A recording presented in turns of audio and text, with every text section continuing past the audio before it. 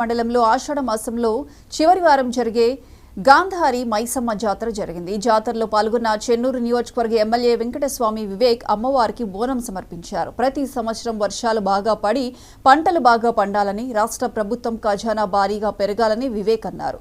ప్రజలందరికీ ఇందిరమ్మ ఇల్లు పంపిణీ చేస్తామని చెప్పారు.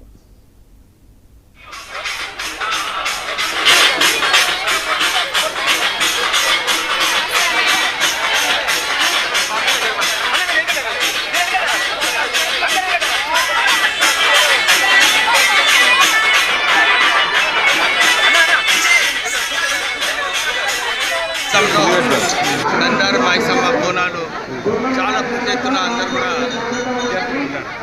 మీరు చూస్తున్నారు. ఇప్పుడు దర్శనానికి 2 కిలోమీటర్ల లైన్ ఆల్రెడీ ఉంది. బోనాలు అక్కడ పెట్టడం జరిగింది. అన్ని బోనాలు కూడా ఇక్కడ గంధారి మైసమ్మ దగ్గరించి ప్రజలందరూ కూడా వారి కోరికలన్నీ కూడా మొక్కుకుంటారు. నేను కూడా ఏదో మొక్కుకున్నా. ఈసారి మంచి వర్షాలు పడుతున్నాయి, రైతులకు మంచి పంటలు పడాలి, ఎక్కువ ఎత్తున ఆదాయం రాష్ట్రానికి రావాలి, గ్యారంటీ ఏదైతే చెప్పినారో అవన్నీ కూడా అమలు కావాలి. ప్రత్యేకంగా ప్రజలందరూ కూడా ఆ ఇల్లు గురించి మీరు తొందరగా గ్యారంటీ అమలు చేయమని చెప్పి ప్రజలు కోరుతున్నారు.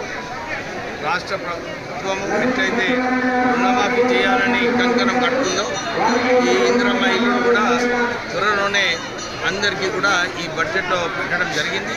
72,000 కోట్ల రూపాయల అగ్రికల్చర్ సెక్టర్కి రాష్ట్ర ప్రభుత్వం పెట్టింది. రైతులకు, ప్రజలకు అందరికీ కూడా మేలుగా చేయమని చెప్పి గంధారి మైసమ్మ గారిని మొక్కడం జరిగింది. గతంలో గంధారి మైసమ్మ బోనాలు చాలా పెద్ద ఎత్తున